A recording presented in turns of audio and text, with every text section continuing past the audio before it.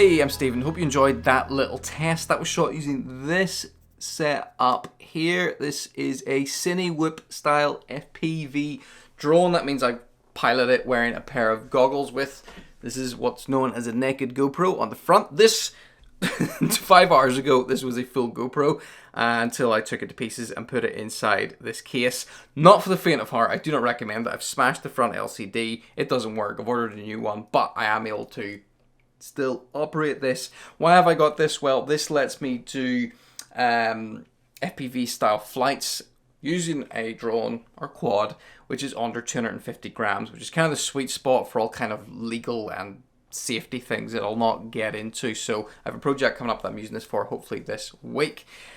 Just in case you're interested in how I got that final look, I've stuck a couple of clips just after this, just showing you a really quick breakdown of pre and post stabilization, because this camera, when you shoot with it, it doesn't come out stabilized. The GoPro has, this is getting technical, but anyway, the GoPro has a gyroscope on it. And when you shoot non-stabilized video, that video has metadata attached to it, and that part of that metadata is the gyroscopic information. So then I put that into software called Reelsteady GO, which takes that gyroscopic information and basically, well, it stretches out the image, because I shot it at 4:3, which uses the whole sensor, very technical. Stretches it out to a nice 16:9, and then it stabilizes the video really, really well. And this is the best way you can get high quality stabilized footage from a quadcopter this size. There are also little cameras like BetaFPV produce this, the SMO 4K, which is pretty good. It's half the price of going this way.